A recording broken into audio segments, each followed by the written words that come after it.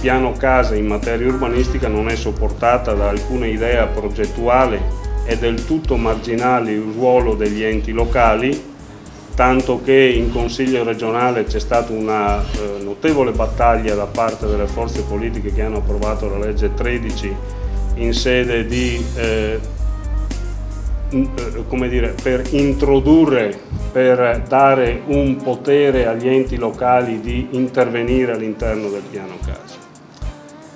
Alla fine poi l'idea è quella di dare una risposta,